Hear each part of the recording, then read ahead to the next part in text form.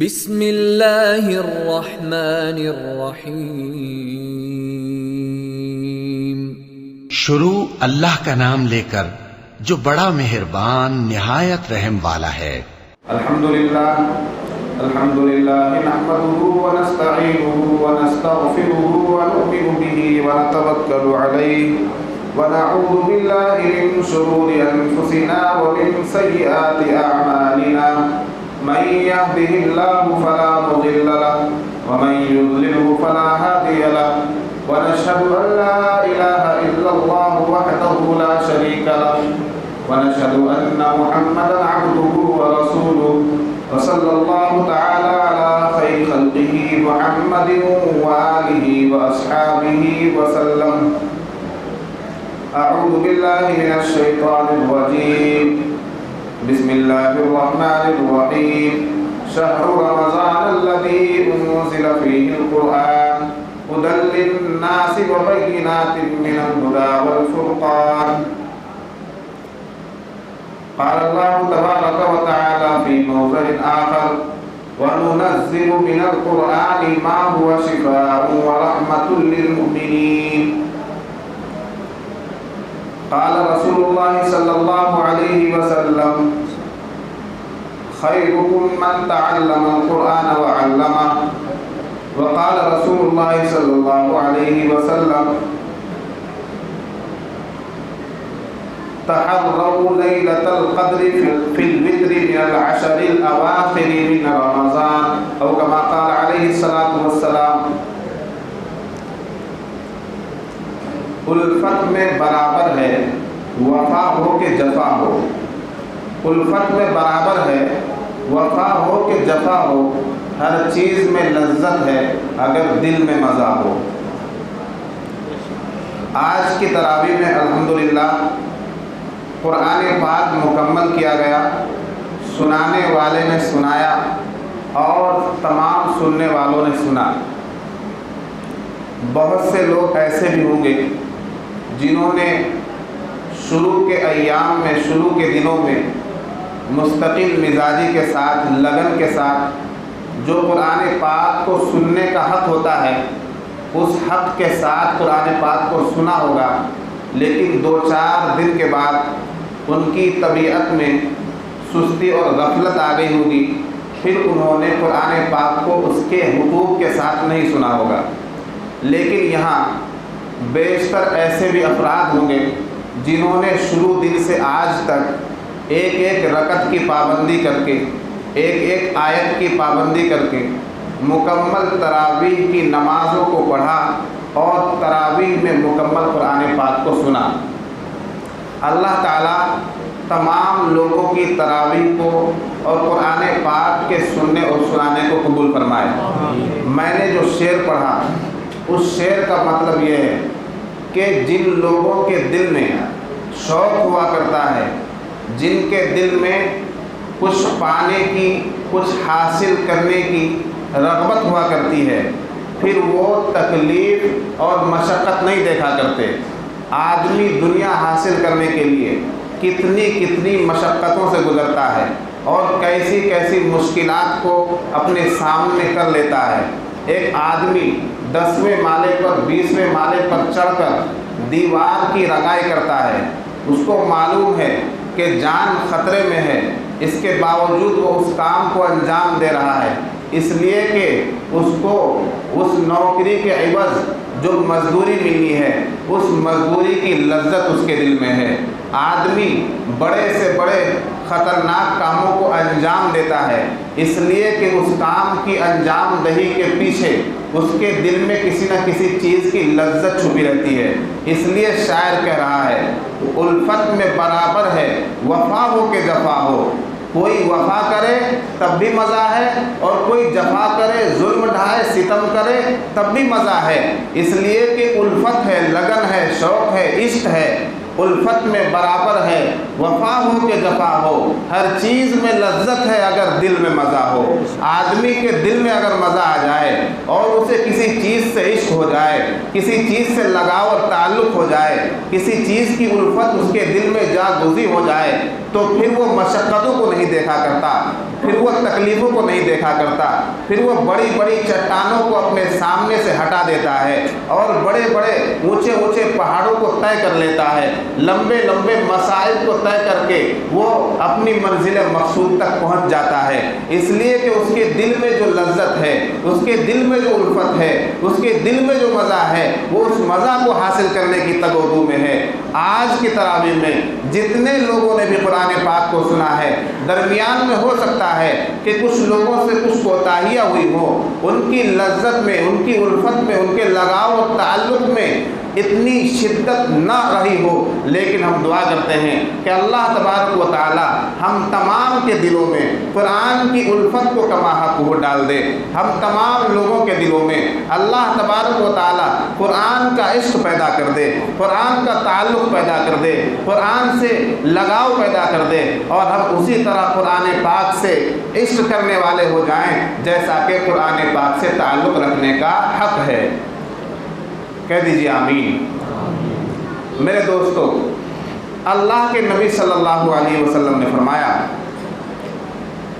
کہ جب آدمی قرآن پاک مکمل کرتا ہے، آج قرآن پاک مکمل ہوا نا، جب کوئی آدمی قرآن پاک مکمل کرتا ہے پھر وہ دعا کرتا ہے تو اللہ تبارک و تعالیٰ اس کی دعا قبول کرتے ہیں۔ یعنی قرآن پاک مکمل کرنے کے بعد جو دعا کی جاتی ہے اللہ تبارک و تعالیٰ اس دعا کو قبول کرتے ہیں۔ یہ کون فرما رہا ہے؟ یہ ہمارے اور آپ کے آقا آخری نبی حضرت محمد صلی اللہ علیہ وسلم کا ارشاد گرامی ہے۔ اس لیے بہت سی گھڑیاں ایسی ہوتی ہیں، بہت سی ساعتیں ایسی ہوتی ہیں، بہت سے وقت ایسے ہوا کرتے ہیں جن میں اللہ تبارک و تعالیٰ اپنے بندوں کی دعاؤں کو زیادہ سنتا ہے اور زیادہ قبول کرتا ہے۔ ویسے تو اللہ کی ذات ایسی ذات ہے کہ جس سے جب طلب کیا جائے، جب مانگا جائے، اللہ تبارک و تعالیٰ نوازنے کے لیے تیار ہے۔ اللہ کی ذات تو ایسی ذات ہے جو انتظار میں رہتی ہے کہ میرا بندہ مجھ سے مانگے، طلب کرے اور ہاتھ پھیلائے۔ اللہ کی ذات تو ہر وقت دینے کے لیے تیار ہے، لیکن کچھ گھڑیاں ایسی ہوتی ہیں وقت کے حساب سے، ان وقت کی افضلیت اور فضیلت کی بنا پر ان وقت میں اور ان گھڑیوں میں دعا کی قبولیت کے امکانات بڑھ جاتے ہیں۔ جیسا کہ حدیث میں آیا، جمعے کے دن ایک ایسا وقت ہے جس میں اللہ تبارک و تعالیٰ دعا قبول فرماتا ہے۔ وہ وقت نہیں بتایا گیا لیکن جمعے کے دن کی تعین ہے، اس لیے علماء نے لکھا کہ دعا جمعے کے دن زیادہ سے زیادہ دعا کا اہتمام کرنا چاہیے۔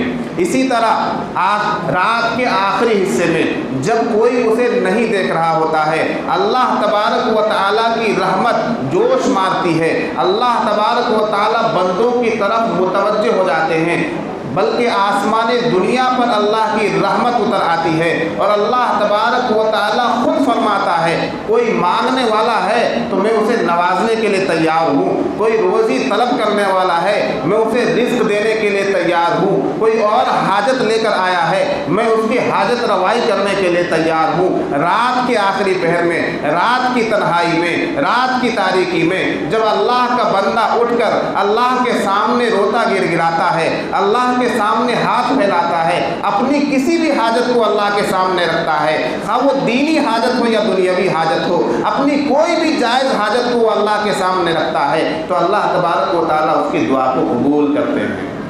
تو بہت سی ایسی گھڑیاں ہوتی ہیں جس میں دعا کی قبولیت کے امکان بڑھ جاتے ہیں۔ ویسے تو ساری دعائیں قبول ہوتی ہیں، حدیث میں آیا ہے کہ آدمی دعا کرتا ہے اس کی دعا کی قبولیت کے 3 درجے ہوتے ہیں۔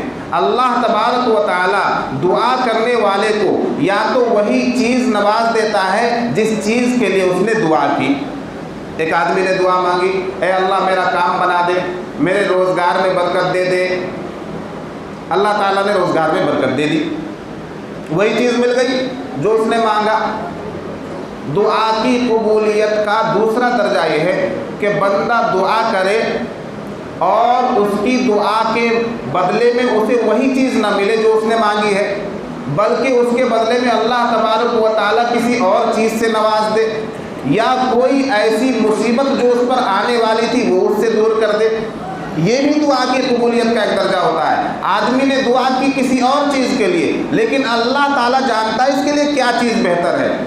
کون جانتا ہے؟ اللہ جانتا ہے کہ اس کے لیے کیا بہتر ہے۔ اللہ نے اسے وہ چیز نہ دے کر اس کی ایک مصیبت ختم کر دی۔ ہو سکتا ہے وہ ایسی مصیبت ہو جس سے اس کا پورا جو ہے دیوالیہ نکل سکتا تھا، ایسی مصیبت اس پر آنے والی تھی کہ اس کے گھر کا پورا نظام درم برم ہو جانے والا تھا۔ اللہ نے ایسی مصیبت سے اس کو چھٹکارا دے دیا۔ دعا کی قبولیت کا یہ دوسرا درجہ ہے۔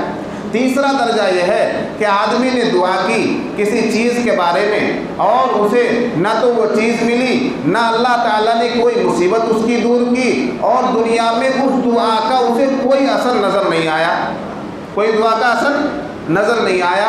وہ دعا مانگ رہا ہے، صبح دعا مانگ رہا ہے، شام دعا مانگ رہا ہے، خود دعا مانگ رہا ہے، دوسروں سے دعا منگوا رہا ہے، علماء کرام سے کہہ رہا ہے، صالحین سے کہہ رہا ہے، جماعت والوں سے کہہ رہا ہے، تمام لوگوں سے دعا کرا کرا کے وہ تھک گیا۔ دعا کا کوئی اثر اسے دنیا میں نظر نہیں آیا۔ تو دعا کی قبولیت کا تیسرا درجہ یہ ہے کہ آدمی جتنی دعائیں مانگتا ہے اللہ تبارک و تعالیٰ اس کی ان دعاؤں کے بدلے میں نیکی اور ثواب لکھتا جاتا ہے، اس کے نامہ اعمال میں نیکیوں کا اضافہ ہوتا رہتا ہے۔ آخرت میں جب یہ بندہ ان نیکیوں کو دیکھے گا، جب اپنے نامہ اعمال میں ثواب کا وہ ذخیرہ دیکھے گا، تو اللہ تعالیٰ سے یہ کہے گا کہ میں نے تو اتنی نیکیاں نہیں کی تھی۔ اللہ تبارک و تعالیٰ فرمائے گا کہ دیکھو تم نے فلاں دن یہ دعا مانگی تھی، تم نے فلاں دن مجھ سے یہ مانگا تھا، فلاں دن تم نے فلاں سامان کے لیے دعا کی تھی، لہٰذا دنیا میں تمہیں ان دعاؤں کا کوئی اثر نظر نہیں آیا، ان دعاؤں کا کوئی بدلہ تمہیں دنیا میں نہیں ملا، لیکن میں تیری دعاؤں کو سن رہا تھا، تیری دعاؤں کے بدلے میں نے یہ نیکیوں میں اضافہ کر دیا ہے۔ حدیث میں آیا ہے کہ وہ بندہ اس وقت اس کے دل میں یہ خیال آئے گا کہ اے بار الہ، اگر میری دعا کا بدلہ آخرت میں نیکیوں کی شکل میں آ رہا ہے تو کیوں نہ ایسا ہو جاتا کہ دنیا میں میری ایک بھی دعا قبول نہ ہوتی، ساری دعاؤں کا بدلہ مجھے یہی مل جاتا۔ بتائیے، تو اس لیے اللہ سے حسن ظن رکھنا چاہیے، اللہ تبارک و تعالیٰ سے اچھی امید رکھنی چاہیے۔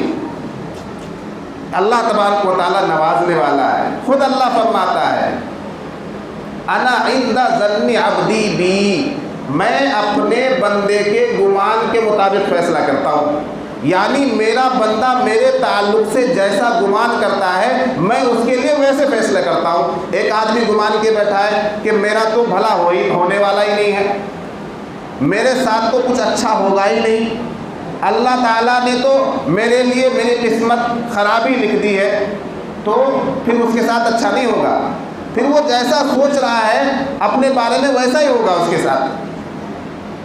اگر وہ اللہ کے ساتھ اچھا گمان رکھے گا، بڑے بے شمار مشکل حالات آ جائیں اس کے ساتھ، اس کا ایک دن بھی صحیح سے نہ گزر رہا ہو، کاروبار ٹھپ پڑا ہو، دنیا میں بے شمار مشکلات کا سامنا ہو رہا ہو، لیکن اس کی امید جو اللہ کے ساتھ بندھی ہوئی ہے وہ اچھی امید ہے، اس کا جو گمان اللہ کے ساتھ ہے وہ اچھا گمان ہے، وہ یہ کہہ رہا ہے، وہ یہ سوچ رہا ہے، اس کے دل میں ہمیشہ یہ بات ہے کہ نہیں اللہ آج نہیں تو کل اچھا کرے گا، آج نہیں تو کل میرا جو ہے بیڑا پار کرے گا، آج نہیں تو کل میری بگڑی بنائے گا، آج نہیں تو کل میری قسمت سنوارے گا، آج نہیں تو کل میرے کاروبار میں برکت پیدا کرے گا۔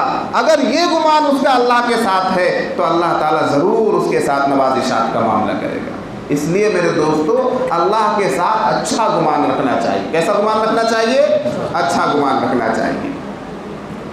قرآن پاک آج تراویح میں مکمل ہوا، ہمیں یہ سمجھ لینا چاہیے کہ اس دنیا جہان میں ساری کائنات میں مسلمانوں کے پاس اگر کوئی سب سے بڑی دولت اور نعمت ہے تو وہ قرآن پاک ہے۔ کیا ہے؟ قرآن پاک۔ مسلمانوں کی سب سے بڑی دولت قرآن پاک ہے، اس سے بڑی کوئی دولت مسلمان کے پاس نہیں ہے۔ انسان ساری مخلوقات میں اشرف المخلوقات ہے، انسان ایک الگ مخلوق ہے، اور بھی کتنے جاندار ہیں، لیکن ان جانداروں میں سب سے زیادہ شرف کی بات کس کے لیے ہے؟ انسان کے لیے۔ انسان سب سے زیادہ معزز ہے اس لیے کہ اللہ تعالیٰ نے اسے عقل سے نوازا، عقل و دانائی سے نوازا۔ انسانوں کی سب سے بڑی دولت کیا ہے؟ اگر کوئی معلوم کرے آپ سے، انسان کی سب سے بڑی دولت کیا ہے؟ انسان کی سب سے بڑی دولت ہے ایمان. کیا ہے؟ ایمان. یاد رہے گا انشاءاللہ. ہاں کوئی بھاری بات تو نہیں ہے. انسان کی سب سے بڑی دولت کیا ہے؟ ایمان. اگر یہ مخلوق جو ہے انسان، اس کے پاس ایمان نہیں ہے تو کچھ نہیں ہے. حفظ اقلیم کی بادشاہت مل جائے، بڑے سے بڑا خزانہ مل جائے، بڑا سے بڑا عہدہ مل جائے، منصب مل جائے، خزانے مل جائیں، دولت کا انبار لگ جائے، ساری دنیا اس کے قدموں میں آ جائے، آگے پیچھے غلام اس کے پھرنے لگیں، اور زمینات اس کے پاس بہت زیادہ ہو، جائیداد اس کے پاس بہت زیادہ ہو، لیکن ایمان نہیں تو کچھ بھی نہیں. تو سب سے بڑی دولت انسان کے لیے ایمان ہے. ایمان ہے، دل ایمان سے لبریز ہے، تو پھر چاہے اس کے پاس دنیا ہو یا نہ ہو، وہ کنگال ہو، غریب ہو، فقیر ہو، امیر ہو، دولت مند ہو، سرمایہ دار ہو، یا اس کے پاس کچھ بھی نہ ہو، ایمان ہے تو وہ سب سے بڑا دولت مند ہے. اور ایمان والے کے پاس جو سب سے بڑی دولت ہے وہ قرآن ہے. ایمان والے کے پاس سب سے بڑی دولت قرآن ہے. قرآن سے بڑی دولت اس کائنات میں کوئی ہے ہی نہیں. اس لیے کہ قرآن نے چیلنج کیا، قُلْ إِنِ اجْتَمَعَتِ الْإِنسُ وَالْجِنُّ عَلَىٰ أَن يَأْتُوا بِمِثْلِ هَٰذَا الْقُرْآنِ لَا يَأْتُونَ بِمِثْلِهِ وَلَوْ كَانَ بَعْضُهُمْ لِبَعْضٍ ظَهِيرًا. اگر سارے انسان اور جنات مل کر یہ طے کر لے کہ اس جیسا قرآن بنا کر لا دیں گے، تو وہ سارے کے سارے جتنے انسان ہیں اور جتنے جنات ہیں، انسان تو پھر ایک مخلوق ہے، جنات ایک الگ مخلوق ہے، جس کی طاقت، جس کی حیثیت، جس کا پاور انسان سے بڑا ہوا ہے. انسانوں کا ساتھ دینے کے لیے جنات بھی آ جائیں، اور یہ دونوں مخلوق مل کر یہ اگر چاہیں کہ اس جیسا قرآن بنا لائیں گے، تو اس جیسا قرآن تو دور کی بات ہے، قرآن کی ایک آیت بھی نہیں بنا پائیں گے. اگر ایک دوسرے کے مددگار ہو جائیں تب بھی نہیں. سارے لوگ ایک دوسرے کے مددگار بن جائیں پھر بھی نہیں لا سکتے. تو بتائیے، اس دولت کا جب کوئی بدل ہی نہیں ہے تو سب سے بڑی دولت ہوئی یا نہیں؟ سب سے بڑی دولت کائنات میں، آسمان کے نیچے، زمین کے اوپر قرآن مقدس ہے. لیکن آج ہم نے اور آپ نے، مسلمانوں نے اپنی اس قیمتی دولت کو چھوڑ رکھا ہے. ابھی امام صاحب نے آخری 2 رکعتوں میں قرآن کس طرح پڑھا؟ پہلی رکعت میں سورہ ناس پڑھی، اور دوسری رکعت میں پھر قرآن پاک شروع کر دیا. کیا یا نہیں؟ حدیث میں آیا ہے کہ افضل عمل کیا ہے؟ فضائل اعمال والے بھی جانتے ہیں، پڑھتے ہیں. افضل عمل کیا ہے؟ صحابہ کرام نے معلوم کیا کہ حضور بتا دیجئے کیا ہے افضل عمل. کہ افضل عمل راحل اور مرتحل ہے. راحل اور مرتحل ہے. عرض کیا حضور سمجھے نہیں کیا مطلب ہے راحل اور مرتحل کا؟ کہ افضل عمل کرنے والا وہ آدمی ہے جو قرآن پاک کو مکمل کرے اور ساتھ ہی شروع کر دے. قرآن پاک کو ختم کیا، مکمل کیا، اور اس کے ساتھ ساتھ قرآن پاک کو شروع کر دیا. تو یہ افضل عمل ہے. بہت سے اعمال میں افضل عمل یہ ہے. مطلب کیا ہوا؟ مطلب یہ ہوا کہ قرآن پاک سے 1 منٹ کے لیے بھی اس کا قطع تعلق نہ ہو. اگر مسلمان ہے تو مسلمان کا رشتہ قرآن پاک سے اتنا مضبوط ہو کہ اگر وہ قرآن پاک کو مکمل کر رہا ہے اس وقت میں، اس گھڑی میں، تو وہ اس انتظار میں نہ رہے کہ اب میں دوبارہ پڑھنے کے لیے بعد میں شروع کروں گا، اسی وقت شروع کر دے. یہ تعلق ہونا چاہیے قرآن سے کہ قرآن پاک روٹین میں رہے، جاری رہے تلاوت. لیکن ہمارا حال یہ ہے کہ رمضان المبارک آ گیا تو قرآن جو پڑھنا جانتا ہے وہ رمضان میں کھول لیتا ہے، جو پڑھنا نہیں جانتا ہے وہ رمضان میں سن لیتا ہے. اس کے علاوہ تو قرآن سے کوئی تعلق نہیں. گھر میں کسی کا انتقال ہوا، ایصال ثواب کے لیے قرآن پاک کھل گیا. دعا درود کے لیے قرآن پاک کا استعمال ہو گیا. میرے دوستو یقین جانو، قرآن پاک کے اندر وہ خزانے ہیں، قرآن پاک کے اندر اللہ تبارک و تعالیٰ نے وہ جواہر پارے رکھے ہیں کہ ساری، ایک تو یہ کہہ رہا ہوں میں کہ ثواب کے اعتبار سے، نیکیوں کے اعتبار سے اس کا کوئی مقابلہ نہیں، لیکن آپ یقین جانیے کہ دنیا کی بڑی سے بڑی دولت قرآن پاک کا مقابلہ حقیقتاً بھی نہیں کر سکتی ہے. آج دنیا میں جو کچھ ترقی آپ کو نظر آ رہی ہے، یہ اڑتے ہوئے جہاز، یہ نئی نئی ٹیکنالوجی، یہ انسانوں کا بغیر وائر کے وائرلیس طریقے سے ایک دوسرے سے گفتگو کرنا، امریکہ کا آدمی چین کے آدمی کو براہ راست دیکھ کر گفتگو کر رہا ہے، یہ جتنی بھی ایجادات آپ کو نظر آ رہے ہیں آج کے ٹائم میں، یہ سب قرآن کی برکت ہے، یہ سب قرآن کی برکت ہے۔ آپ کہیں گے کیوں، کیسے؟ اس لیے کہ قرآن تو ابھی 1450 سال پہلے نازل ہوا، دنیا تو لاکھوں سال سے چل رہی ہے نہیں؟ دنیا تو لاکھوں سال سے آباد ہے، اور کروڑوں ہزاروں لوگ اس دنیا میں آ کر چلے گئے۔ ان تمام لوگوں کے پاس دماغ تھا، ان تمام لوگوں کے پاس عقل سلیم تھی، ان تمام لوگوں کو اللہ تبارک و تعالیٰ نے علم و دانائی سے نواز رکھا تھا، ان کے پاس بھی بڑے بڑے علوم و کمالات تھے، لیکن آج کے دور کی ترقی اور ایجادات کا ان لوگوں کے ذہن میں تصور اور خیال تک نہیں آیا۔ ان لوگوں نے کوئی ایسی مشینری نہیں پیدا کی جو آج کے دور میں ہمیں دیکھنے میں مل رہی ہے۔ آدمی 1 منٹ کے اندر 1 مہینے کی مسافت طے کر لیتا ہے، آدمی 1 سیکنڈ کے اندر 1 دن کا حساب کر لیتا ہے، آدمی چٹکیوں میں یہاں سے وہاں تک کا سفر طے کر لیتا ہے، آدمی 1 بٹن دبا کر پوری دنیا کی خبر کو اپنے سامنے کر لیتا ہے۔ یہ ایجادات پہلے کے زمانے میں نہیں تھے۔ اس لیے کیوں نہیں تھے؟ اس لیے کہ قرآن نازل نہیں ہوا تھا۔ قرآن پاک آیا تو ترقیات کے سامان آئے، قرآن پاک نازل ہوا تو اللہ تبارک و تعالیٰ نے انسانوں کے دماغ میں یہ بات ڈالی کہ یہ بھی پیدا ہونا چاہیے۔ اور آپ یقین جانیے کہ قرآن کی آیات سے اشارہ لے کر، قرآن کی آیات سے فائدہ لے کر آج بھی سائنس ترقی کر رہا ہے، آج بھی سائنسداں اس قرآن پاک کو سامنے رکھ کر ریسرچ کر رہے ہیں کہ اب کیا چیز بنانی ہے، کیونکہ قرآن میں تو آیا ہے کہ ایسا ہوگا، ایسا ہوگا، ایسا ہونے والا ہے۔ آج مسلمانوں کا سب سے بڑا المیہ یہ ہے کہ مسلمان نے دنیا کی ساری چیزوں کو سمجھ لیا، اگر نہیں سمجھا تو اپنے رب کے کلام کو نہیں سمجھا۔ میرے دوست، سب چیز کو سمجھ لیا، ہم نے اپنے رب کے کلام کو نہیں سمجھا جو صرف ہمارے لیے آیا۔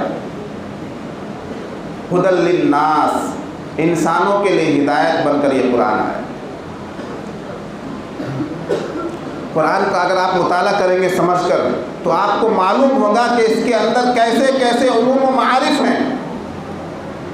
کوئی چاہتا ہے کہ مجھے ایسا ہم سفر مل جائے جو نغمگی کے ساتھ ترانے گنگنا کر میرا دل بہلائے، تو میرے دوستو قرآن سے زیادہ نغمگی والا کوئی کلام نہیں، قرآن سے بہتر کوئی ترانہ نہیں۔ کوئی چاہتا ہے کہ مجھے ایسا ہم نشی ملے جو بات بات پر میری اصلاح کرے، جو مجھے نصیحت کرتا رہے، جس کے سائے میں رہ کر میں اپنی زندگی کو سنورا ہوا پاؤں، جس کے سائے میں رہ کر میں یہ محسوس کروں کہ مجھے ایک اچھا ساتھی ملا ہوا ہے، مجھے ایک سچا دوست ملا ہوا ہے، اس کے لیے قرآن سے بہتر کوئی دوست نہیں ہے۔ اگر کوئی یہ چاہتا ہے کہ مجھے ایک خوبصورت ساتھی مل جائے جو میرا دل بہلاتا رہے، قرآن سے بہتر اس کے لیے کوئی ساتھی نہیں ہے۔ کوئی اگر یہ چاہتا ہے کہ مجھے ہسٹری کا علم معلوم ہو جائے، مجھے واقعات اور گزرے ہوئے زمانوں کے قصے کوئی سنانے والا مل جائے، تو قرآن سے بہتر سچے واقعات سنانے والی دنیا میں کوئی کتاب نہیں ہے۔ میرے دوستو قرآن سے دل لگا کر تو دیکھو، پھر آپ کو اندازہ ہو جائے گا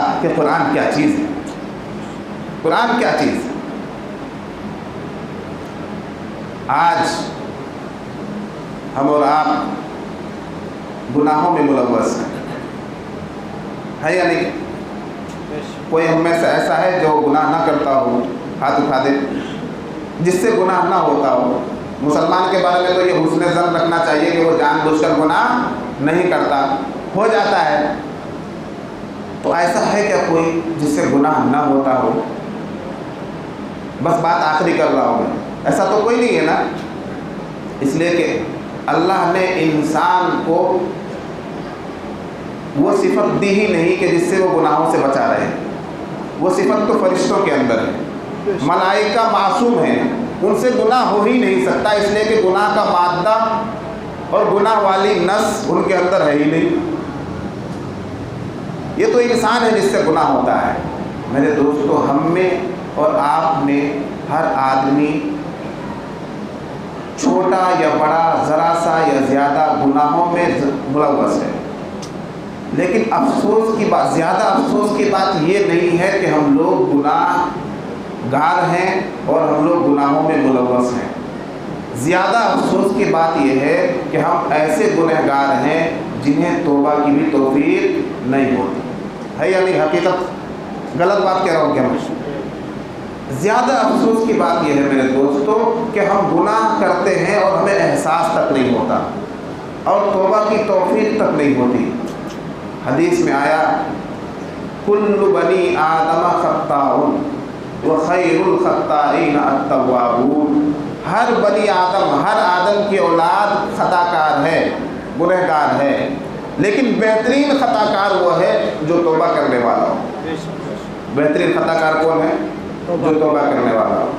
اللہ تعالیٰ قرآن میں کتنے پیارے انداز میں فرماتا ہے، یا ایھا الذین آمنوا توبوا الی اللہ توبۃ نصوحا، اے ایمان والو توبہ کر لو، ایسی توبہ کر لو جس کے بعد گناہ کی طرف لوٹنا مشکل ہو جائے۔